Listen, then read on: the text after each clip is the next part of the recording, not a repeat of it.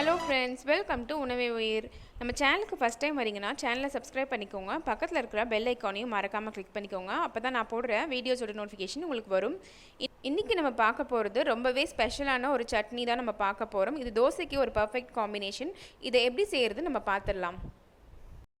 First தாளிப்பை ready பண்ணி நம்ம எடுத்து வச்சிடலாம். ஒரு கடாயில் 1.5 டீஸ்பூன் அளவுக்கு எண்ணெயை நம்ம சேர்த்துருக்குறோம்.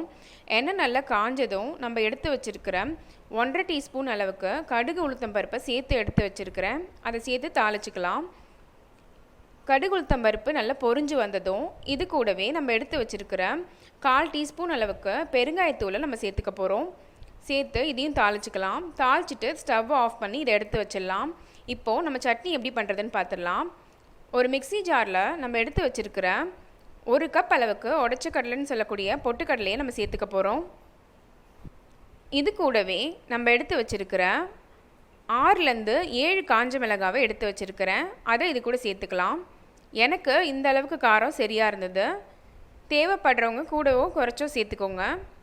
இது கூடவே 1 டேபிள் ஸ்பூன் அளவுக்கு தேங்காவை நான் எடுத்து வச்சுருக்கிறேன் கட் பண்ணி, அதையும் இது கூட சேர்த்துக்கலாம். இது கூடவே 3 பல் பூண்டையும் நம்ம சேர்த்துக்க போகிறோம். சேர்த்துட்டு இது கூட தேவையான அளவு நம்ம உப்பை சேர்த்துடலாம். சேர்த்துட்டு இதை நல்லா அரைச்சி எடுத்துக்க போகிறோம். இப்போது இதை நல்லா அரைச்சி எடுத்தாச்சு. இதில் நான் 1/2லேருந்து 3/4 டம்ளர் அளவுக்கு தண்ணியை சேர்த்துருக்குறேன். சேர்த்துட்டு நல்லா கிரைண்ட் பண்ணி எடுத்துடலாம். இப்போது தண்ணி ஊற்றி நல்லா அரைச்சி எடுத்தாச்சு. இதை தாளிப்பை நம்ம சேர்த்து சர்வ் பண்ணிட வேண்டியதுதான். ரொம்பவே ஈஸியான டேஸ்டியான மதுரை ஸ்பெஷல் சட்னி சூப்பராக ரெடி ஆயிடுச்சு.